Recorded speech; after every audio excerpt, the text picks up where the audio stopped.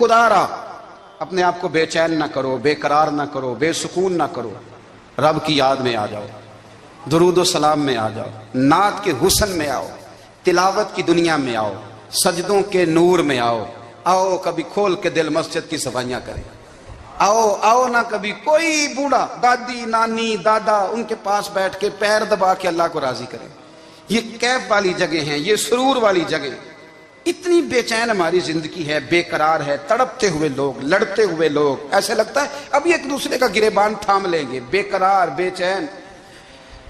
کسی کو انتظار کا کہا جانا کہ 10-20 منٹ کسی کا انتظار کرو، تو بعض لوگوں مجھے ایسے لگتا ہے جیسے ان کا کلیجہ پھٹ جائے گا، ڈاکٹر کے انتظار میں بیٹھے ہیں تو بڑے پریشان ہیں۔ کسی کو ملنے گئے ہیں کو آدھا گھنٹہ بیٹھنا پڑ گیا تو بڑی دقت میں ہیں۔ اپنے آپ کو سکون دیں۔ آپ یقین کریں بڑا مزہ آتا ہے، کبھی کسی کا انتظار کرنا پڑے تو 2-4 تسبیح درود شریف پڑھی جاتی ہے، یعنی ذوق بن جاتا ہے کہ چلو اللہ نے موقع دیا ہے، کوئی سرکار کو یاد کر لیں، تنہائی مل گئی۔ ہمارا مزاج جس سختی کا شکار ہے، وہ سختی آہستہ آہستہ ہمیں زیادہ آزمائش میں ڈال گئی۔ تو میرے بھائی، زندگی میں اطمینان حسن ہے، اور وہ سب سے زیادہ اللہ کی یاد میں ملتا ہے، وہ سب سے زیادہ رب کریم کے ذکر میں۔ سب سے زیادہ جو چاہتا ہے نا دل ٹھنڈا رہے، زبان میٹھی رہے، وہ مدینے والے محبوب پہ درود و سلام پڑھا کرے، وہ حضور پہ درود و سلام پڑھا کرے، زبان میٹھی رہے گی۔ میرا ذاتی تجربہ ہے کہ جو آدمی اپنے اخلاق سنوارنا چاہے وہ حضور پہ درود شریف پڑھے، جو اپنے اخلاق سنوارنا چاہے، طبیعت کو ٹھنڈا رکھنا چاہے، وہ درود شریف پڑھے، اس کا دل سکون میں آئے گا۔ کچھ کام اور ہیں زندگی میں اطمینان کے لیے، ان کا ہونا بھی بڑا ضروری ہے۔ سب سے پہلے اگر آپ چاہتے ہیں نا زندگی میں سکون ہو تو حقیقتوں کا سامنا کرنا سیکھیں۔ آپ جو ہیں وہ رہنا سیکھیں، جو آپ نہیں ہیں وہ بننے کی کوشش نہ کریں۔ حقیقت کا سامنا کرو گے تو زندگی اطمینان میں آ جائے۔ ہم نے نا بہانے بنا لیے ہیں، ہیلے بنا لیے، جھوٹ کے سہارے اپنے آپ کو اونچا کر لیا۔ ایک آدمی سے کہا جاتا ہے تو رشوت نہ لے، تو کہتا ہے میں غریبوں سے نہیں لیتا۔ تو میرا سوال یہ ہے کہ امیروں کا حساب لینے کی اللہ نے تیری ڈیوٹی لگائی ہے، تیرے ذمہ لگایا ہے کہ تو امیروں کا حساب کر، تمہیں کیا ضرورت پڑی ہے؟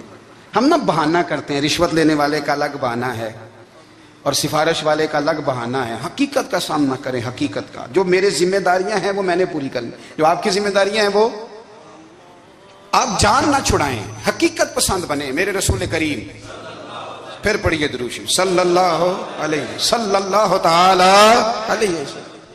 حضور صلی اللہ علیہ وسلم نے فرمایا کہ میری بیٹی سیدہ فاطمہ الزہرا رضی اللہ تعالی عنہا صرف جنتی نہیں، جنتی عورتوں کی سردار ہے۔ لیکن حضور نے یہ بھی فرمایا کہ فاطمہ یہ خیال رکھنا اگر اللہ نے حساب پوچھا تو حساب تم نے خود دینا ہے۔ حقیقت کی طرف توجہ کرائی حضور نے، وہ صرف جنتی نہیں، جنتی عورتوں کی سردار ہیں، پر حقیقت کی جانب توجہ۔ میں حقیقت یہ ہے کہ اگر مالک نے حساب پوچھا تو اس کی تیاری بھی کرنی ہے۔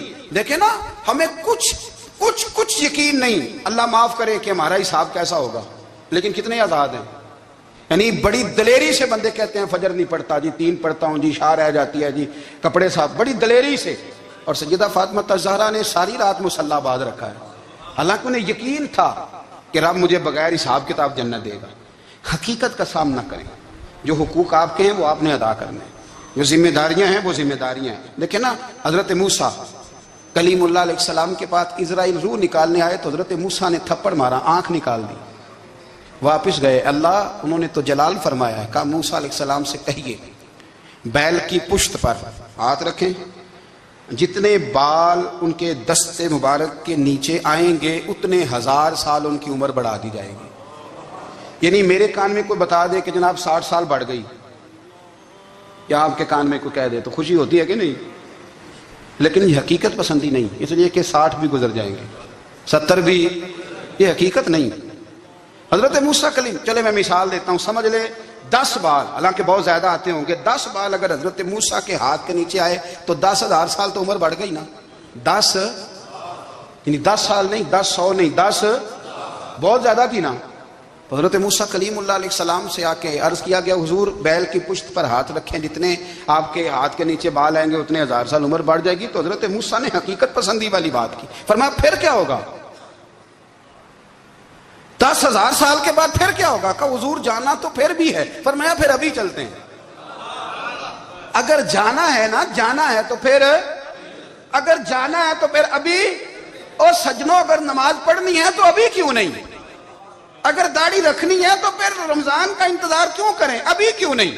اگر سچ بولنا ہے تو پھر، اگر رزق حلال کھانا ہے تو پھر انتظار کا ہے گا؟ حقیقت ہوتی ہے، بہانہ ہوتا ہے، حقیقت چھپ نہیں سکتی بناوٹ کے اصولوں سے، کیونکہ خوشبو آ نہیں سکتی کبھی کاغذ کے پھولوں سے، یہ بات یاد رکھیں۔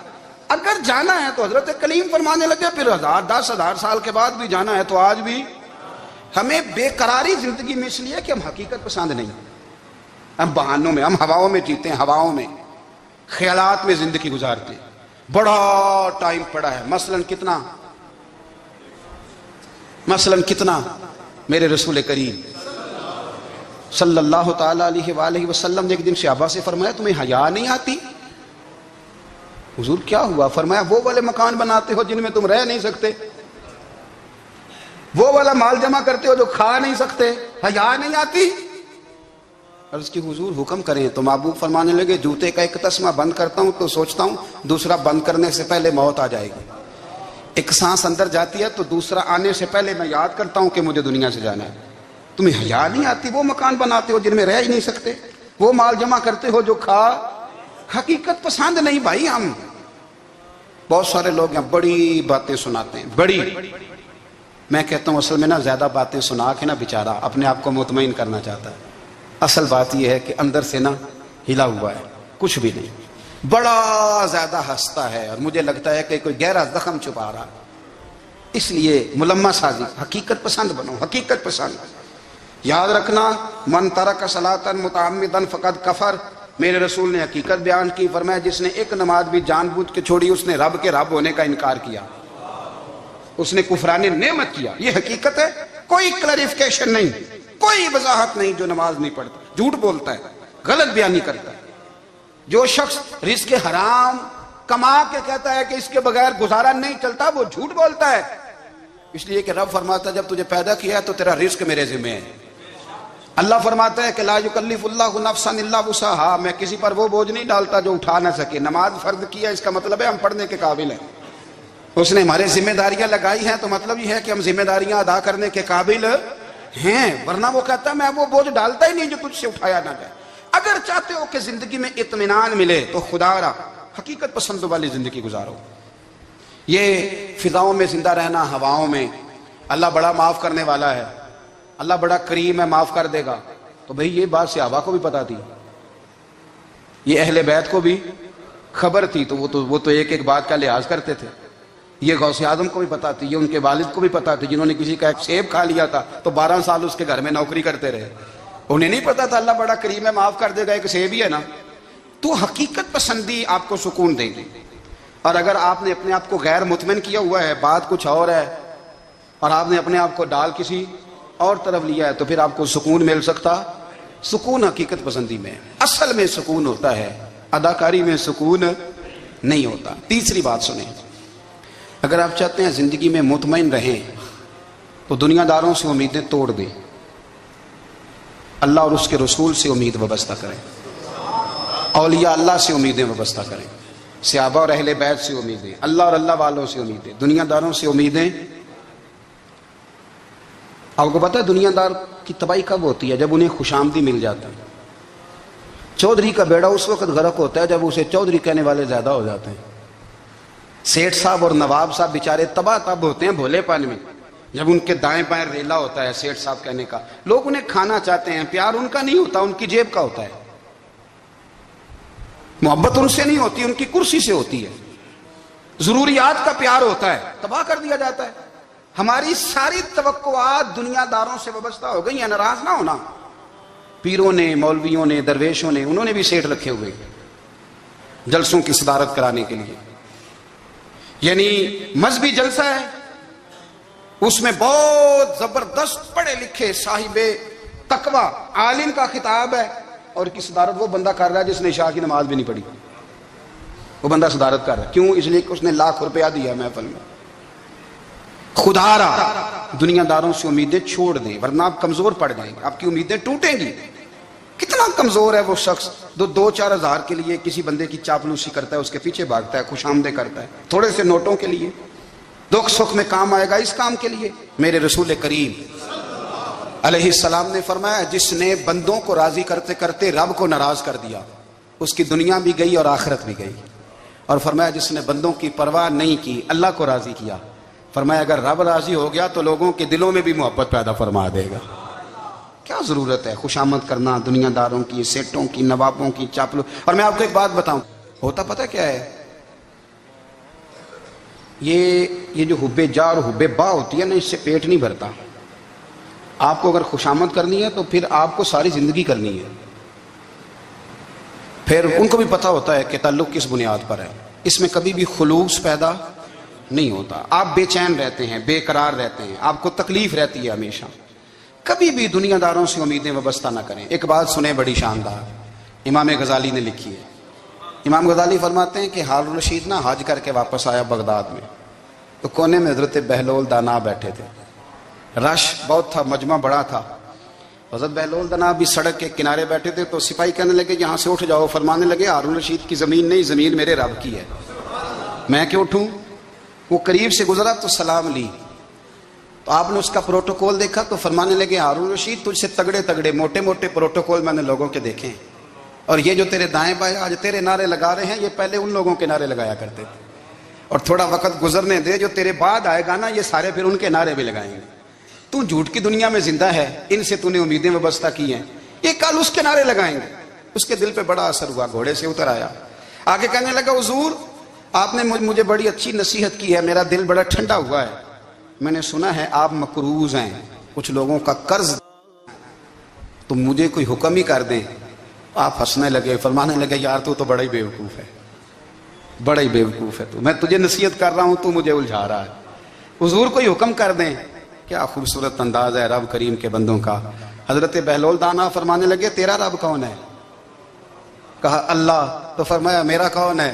कहा अल्लाह। फरमाने लगे, ये तो नहीं ना हो सकता कि अल्लाह हारून रशीद को देता रहे और बहलोल दाना को भूल ही जाए। ये तो नहीं ना हो सकता कि हारून रशीद को देता रहे और बहलोल दाना को भूल जाए। फरमाया उसका दिल, उसका इरादा हुआ, इरादा कुदरत हुआ कि बहलोल मकरूज रहना चाहिए। तो अगर रब मुझे रखना चाहता है, दुख कबूल मोहम्मद बख्शा, राजी रहन प्यारे, अगर वो चाहता है मैं मकरूज रहूं, तो मैं भी चाहता हूं कि मैं मकरूज ही रहूं। ये तो नहीं ना हो सकता कि तुझे दे और मुझे ना दे। फरमाया मेरी तुझसे कोई उम्मीद नहीं, मुझे जब भी देगा मेरा रब भी देगा, और वो देगा तो फिर इंशाल्लाह खजाने खोल के देगा। दुनियादारों से उम्मीदें वाबस्ता करना, लोगों के पीछे, ये छोड़ दें। आप बेचैन रहेंगे, बेकरार रहेंगे। अल्लाह वालों से जरूर उम्मीदें वाबस्ता करें, इसलिए कि उनके पास जो कुछ होता है वो दरअसल रब का ही होता है। लेकिन सेठों से, नवाबों से, सियासतदानों से बाज आ जाए, हमारी बड़ी उम्मीदें वाबस्ता हैं। मैं अक्सर कहता हूं, जितने फेरे नौकरी के लिए दुनियादार के दरवाजे पे लगाए हैं ना, इससे कम दफा मस्जिद में नफल पड़े होते तो रब उतनी बड़ी मेहरबानी फरमा देता। तीसरी बात यह याद रखें, अगर सुकून लेना चाहते हैं ना, अगर सुकून लेना चाहते हो ना, तो लोगों को डिस्कस करना बंद कर दो। किसको अल्लाह ने कितने पैसे दिए हैं वो जाने और अल्लाह जाने, किसको अल्लाह ने कितनी गाड़ियां दी हैं वो जाने, और लोगों को डिस्कस करना जी। यानी मैं एक जगह बैठा था, तो एक साहब गाड़ी वाला गुजरा, गाड़ी में बैठ के, उसका पड़ोसी था, कहते था मुंह है कार वाला। मैं क्या ਉਹਦਾ ਤੇ ਹੈ ਤਾਂ ਹੀ ਬੈਠਾ ਹੈ। ਤੇ ਹੁਣ ਮੈਂ ਕਿਹਾ ਸਮਝਾਣਾ ਸੀ ਨਾ ਉਹਨੂੰ, ਮੈਂ ਕਿਹਾ ਤੂੰ ਤੇ ਮੈਂ ਹਿਸਾਬ ਲਾਈਏ ਵੀ ਸਾਡੇ ਕੋਲ ਕੋਈ नहीं, ਉਹਦਾ ਤੇ है। लेकिन ना अल्लाह ने उसे दी है ना, तो अल्लाह ने चाहा ना वो कार में बैठे, तो इसने फटे पे बैठ के ये तबसरा किया कि मुंह है कार वाला। मैं क्या भी होता है ता कार है। अब मुझे तुझे अंदाजा लगाना चाहिए कि हम क्या ये बहस है। यदि अल्लाह को चाहिए था माज अल्लाह के पहले तुमसे पूछता कि इसे कार देनी है कि नहीं। क्या मतलब फसूल बहस है। वो चीज हमें इतना तंग करती है, इतनी तकलीफ देती है कि आप यकीन करें सारा दिन उसी को डिस्कस करते हैं, सारा दिन। उसके पास गाड़ी है, उसके पास कार है, फलाने का पैसा 1 नंबर है, फलाने का 2 नंबर है, फलाने का 6 नंबर है। असल बात के अंदर हसद है, इसको निकालो। एक बात कहने लगा हूं, इसे याद रखना। मेरे आला हज़रत रहमतुल्लाह अलैह फरमाया करते, हसद करने वाला बंदों पर इतराज नहीं करता, अल्लाह पर इतराज करता। वो कहता है अल्लाह उसे क्यों दिया है, इतना क्यों दिया है, माज़अल्लाह, अल्लाह की तकसीम पर इतराज करता। हसद करते हो बेचैन रहोगे, हसद आपके दिल को तड़पा के रख देगा। छोड़े, अल्लाह बड़ा करीम है, जिसको जहां चाहता है वहां बिठा देता है। आप قطعاً اس بحث میں نہ پڑے کہ اللہ نے کس کو کتنا دیا ہے، کب دیا ہے، کیوں دیا ہے، وہ بڑا بے نیاز ہے۔ حسد آپ کو تباہ کرے گا۔ دنیا میں پہلا گناہ جو ہوا تھا وہ حسد تھا۔ ابلیس نے حضرت آدم سے حسد کیا، کہنے لگا میں بہتر ہوں، سرداری اس کو مل رہی ہے، یہ تو اللہ کو پتہ ہے نا کس کو دینی ہے۔ اور دنیا میں پہلا قتل حسد کی وجہ سے ہوا۔ حابیل قابیل کے درمیان حسد کا معاملہ تھا، خاتون کا نکاح اس سے کیوں ہو رہا ہے، مجھ سے ہونا چاہیے۔ حسد تباہی کرتا۔ آپ یقین کریں، یعنی دکاندار کے سامنے دوسری دکان پڑتی ہے، پریشان ہو جاتا ہے، وہ کہتا ہے میرا کیا بنے گا، لا حول ولا قوت الا باللہ العلی العظیم۔ یعنی تیرا کیا خیال ہے کہ تیرے حصے کی روٹی وہ کھا جائے گا؟ اتنا چھوٹا دل، یعنی تیرا موقف یہ ہے کہ تیرے حصے کا نصیب اس تک چلا جائے گا، یہ تیری خواہش ہے۔ ایک دوسرے کی کمزوریاں بیان کرنا، اس کا تو مال ہی ناقص ہے جی، اس کے تو پاس ہی کچھ نہیں، یہ تو کمزور لوگوں کا طریقہ ہے۔ میرے رسول کریم علیہ السلام گزر رہے تھے، پت جھڑ کا موسم تھا، خزاں کا موسم تھا، درختوں کے پتے جھڑ رہے تھے، صحابہ کو ساتھ لے کے حضور گزرے اور ایک درخت کی ٹہنی کو پکڑ کے حضور نے ہلایا۔ صحابہ فرماتے ہیں کہ چھم چھم اس کے پتے گرے، زمین پر ڈھیر لگ گیا۔ حضور نے فرمایا دیکھا تم نے کیا ہوا؟ حضور ہاں۔ فرمایا کتنی تیزی سے پتے جھڑے ہیں، صرف تنا رہ گیا ہے اور خالی ٹہنیاں رہ گئی ہیں، کوئی حسن بچا ہے؟ حضور نہیں۔ تو نبی کریم فرمانے لگے جو حسد کرتا ہے نا، اس کی نیکیاں بھی اسی طرح جھڑ جاتی ہیں، اسی طرح۔ اور ایک جگہ حضور فرمانے لگے جس طرح راکھ لکڑی کو آگ کھا جاتی ہے، جس طرح لکڑی کو آگ، جب آگ کھا جائے تو پھر لکڑی کو لکڑی نہیں کہا جاتا، راکھ کہا جاتا ہے، کوئلہ کہا جاتا ہے، اس کی اصل باقی یعنی اسے کھائی جاتی ہے۔ تو حضور علیہ السلام فرمانے لگے جس طرح آگ لکڑی کو کھا جاتی ہے، فرمایا اسی طرح حسد نیکیوں کو کھا جاتا ہے، نیکیاں رہتی نہیں۔ حسد کرنے والے کے پاس نیکیاں یعنی ان کی اصل شکل موجود، کبھی بھی حسد نہیں کریں۔ اللہ کی تقسیم ہے، جس کو چاہے جب چاہے جتنا چاہے عطا کرے۔ اور چوتھی بات میرے بھائی، کبھی بھی بغض نہ پیدا کریں۔ بغض والے لوگ بے سکون رہتے ہیں۔ بہت ساری کمزوریاں ہمارے اندر ہوتی ہیں نا، پھر اللہ ہماری روزی تو نہیں نہ بند فرماتا، یہ تو نہیں کہتا کہ زمین سے نکل جاؤ۔ اگر یہی والا معاملہ ہو جو ہمارا ہے کہ شادی پہ اس نے میرے ساتھ برا سلوک کیا تھا، اب ساری زندگی بغض رکھنا ہے۔ اگر یہی معاملہ فرشتے اللہ کی بارگاہ میں کہیں کہ یا اللہ اس نے فلانے دن شراب پی تھی، اب اس کو زمین میں نہیں رہنے دینا، نظام زندگی چلے گا؟ تو اگر اللہ ہمیں معاف کرتا ہے تو ہم بندوں کو معاف کیوں نہیں کرتے؟ آپ یقین کریں، اتنی لمبی عداوتیں، اتنا لمبا حسد، اتنا لمبا بغض، اتنا لمبا۔ حدیث میں نے پڑھی، میں حیران رہ گیا۔ میرے نبی کریم علیہ السلام نے فرمایا اپنی بیوی سے کبھی بغض نہ رکھنا، اگر اس کی ایک بات ناپسند ہو تو اسے چھوڑ کے وہ بات دیکھو جو تمہیں پسند ہے۔ میں اس حدیث کو پڑھ کے سوچنے لگا کہ کیا بیوی کا بھی بغض رکھتے ہیں لوگ؟ اب حضور نے کہا ہے تو اس کا مطلب ہے لوگ بیوی کا بغض بھی رکھتے ہیں۔ اب اس پر استدلال کر کے مجھے کہنا پڑے گا کہ سسرال والوں کا بغض بھی رکھتے ہیں، کہنا پڑے گا کہ بھائی کے سسرال والوں سے بھی بغض رکھتے ہیں۔ اس حدیث کی روشنی میں سمجھا کہ لوگ بھابھی کا بغض رکھتے ہیں، بغض، ورنہ عادتیں تو ہماری بھی کئی بری ہوتی ہیں۔ اگر عادات ایک وجہ بنے اختلاف کی تو عادتیں تو ہماری بھی کئی بری ہیں، لیکن ہم اپنی بری عادتوں سمیت اپنے آپ سے پیار کرتے ہیں، اور سامنے والے کی ایک بھی عادت بری ہو تو اس سے بغض رکھتے ہیں۔ بغض نہ پیدا کریں۔ میرے نبی پاک علیہ السلام نے فرمایا کچھ چیزیں تمہارے دین کو مونڈ ڈالیں گی، تباہ کر دیں گی، کاٹ دیں گی۔ حضور کون سی؟ فرمایا حسد، تکبر اور بغض، یہ تمہارے دین کو تباہ کر دیں۔ ہم بے چین اس لیے ہیں کہ ہم نے بہت سارے لوگوں کا بغض پالا ہوا ہے، اور ہر فیلڈ میں سیاستدان نے سیاستدان کا، ذاتیات پر اتر کے بات کرتے ہیں، معزز ترین لوگ، تاجر نے تاجر کا، الا ماشاءاللہ بعض جگہ پہ اہل علم بھی ایک دوسرے سے عداوت رکھتے ہیں۔ خدا را دل رب کریم کے آنے کا ٹھکانہ ہے، یہ صاف ہوگا تو اس میں رب رسول کے جلوے ہوں گے، اگر اس میں عداوت ہو، اس میں بغض ہو، اس میں کینہ ہو، نفاق ہو۔ سنیں میرے رسول کریم حضرت ابوبکر صدیق رضی اللہ تعالیٰ عنہ کہتے ہیں میں رو ہی پڑا۔ مکہ فتح ہوا نا تو اکرمہ بن ابو جہل نے پیغام بھیجا کہ میں نا کلمہ پڑھنے کے لیے آ رہا ہوں۔ بات لمبی ہے، میں موضوع پہ رہنا چاہتا ہوں۔ کہتے ہیں جب وہ آنے لگا نا تو نبی پاک نے ہم سب کو بلایا، ہم حاضر خدمت ہوئے تو حضور فرمانے لگے کہ اس کے باپ نے نا بڑا ظلم کیا ہے ہمارے ساتھ، ابو جال نے بڑا ستایا ہے, بڑی تکلیف دی ہے. آپ مجھے بتلائیں کہ وہ ایک دفعہ کسی شادی پہ بحث ہوتی ہے بیوی کے بھائی کے ساتھ, پھر ساری زندگی اس بیچارے کو معافی, وہ 10 دفعہ گھر آتا ہے معافی مانگنے پر سوال ہی نہیں پیدا ہوتا, میں او ہو مجھے ہی کہہ دیا, یعنی پھر میں مجھے ہی کہہ دیا آپ نے, اور میری شان میں بے ادبی, اور پھر میں معاف کر دوں, توبہ توبہ توبہ, یہ کیسے ہو سکتا ہے, میری ناک نیچی ہو جائے گی, اور آپ نے مجھے کہہ دیا, سوال ہی نہیں پیدا ہوتا. اور یہ رونا میں اکثر ہوتا ہوں کہ شادی والے دن داماد صاحب کا زیادہ دماغ خراب ہوتا ہے. جب چھوٹی سالی کی شادی ہوتی ہے نا, اس دن اس کو بخار چڑھتا ہے, کوئی اس کو کان میں کہتا ہے تیری عزت نہیں کر دے, اس دن اس کا دماغ خراب ہو جاتا ہے, بچے اٹھا کے نکل آتا ہے, وہ بیچارہ سسر منتیں کر رہا ہوتا ہے کہ تیری مہربانی آ جا, یہ عزت کرا رہا ہے. تو میں نے کہا احتجاج کر کے جو عزت کرائی جاتی ہے وہ عزت نہیں ہوتی. ہاں یہاں مانگ کے عزت لیتے ہیں لوگ, یا احتجاج کی کوئی عزت ہے؟ آپ کے اندر کمالات اتنے ہوں کہ آپ کی عزت کرنے کو دل چاہے, یعنی مزہ آئے, یعنی لطف آئے, یعنی آپ دور بیٹھے ہوں تو کسی کا دل کرے آپ کو اسٹیج پہ بلانے کے لیے. یہ کیا بات ہوئی کہ چھائے جانا اور بھاگ کے آگے جانا, ان سے نکلیں. اکرمہ بن ابو جال کلمہ پڑھنے کے ارادے سے آ رہے ہیں, حضور علیہ السلام نے صحابہ کو بلایا. کتنی زیادہ دعوت رکھی جا سکتی تھی معاذ اللہ, کب سے وہ چلا تھا ظلم کرنے, اور اس کے بعد اس کا بیٹا شروع ہو گیا. کتنی باتیں تھیں جو ناقابل معافی تھیں, پر کریم رسول نے ہمیں بتلایا ہے کہ سکون والی زندگی کہتے کس کو ہے. جب سب لوگ جمع ہو گئے تو حضور نے فرمایا بھئی وہ کلمہ پڑھنے آ رہا ہے, اس کے باپ نے ظلم بڑے کیے ہیں, پر میری نصیحت یہ ہے کہ اس کے سامنے اس کے باپ کو کوئی برا نہ کہے, خبردار کوئی اس کے سامنے کوئی بات نہ کرے. اب وہ کلمہ پڑھنے آ رہا ہے, مطیع ہو کے آ رہا ہے, بان کے آ رہا ہے. کہتے ہیں اللہ کے رسول نے نا کافی دیر تک خطبہ دیا, بریفنگ دی, بات سمجھائی. جناب صدیق اکبر کہتے ہیں میں رو پڑا.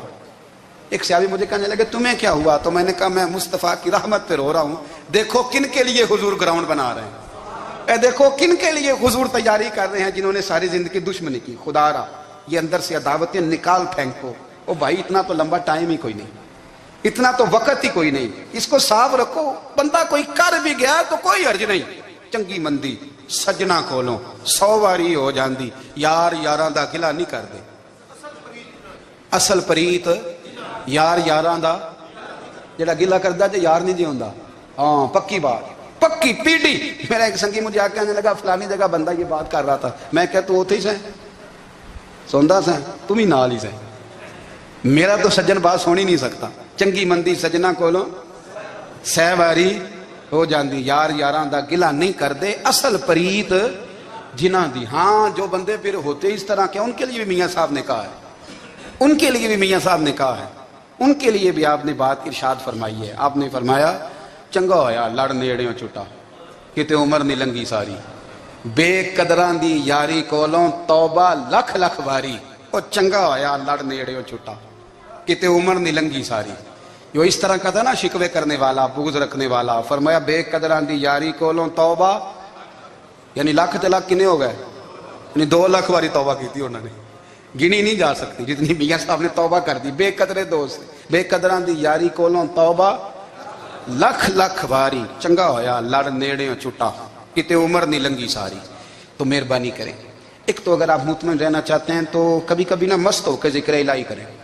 مست ہو, وہ والا ذکر نہیں جس میں آپ موبائل بھی دیکھ رہے ہیں اور کہانیاں بھی. میرے سامنے کوئی بندہ جمعے والے دن یا تقریر کے درمیان تسبیح لے کے بیٹھ جائے تو میں اس سے پوچھتا ہوں تو دو کام ایک ٹائم جی کیویں پہ کرنا ہے. میری بھی بات سن رہے ہو, تسبیح پڑھی تو ممکن ہی نہیں. تسبیح تو تسبیح ہے, جب وہ ہوگی تو پھر کوئی اور کام سوال ہی نہیں پیدا. ایک تو ذکر کریں محو ہو, دوسری بات حقیقت کا سامنا کریں. آپ اگر مطمئن رہنا چاہتے ہیں تو حقیقت پسند بنیں. تیسری بات حسد چھوڑ دیں, دوسروں کو ڈسکس کرنا چھوڑ دیں. آپ یہ دیکھیں کہ اللہ نے مجھے کیا کچھ دیا, اس پہ راضی رہیں.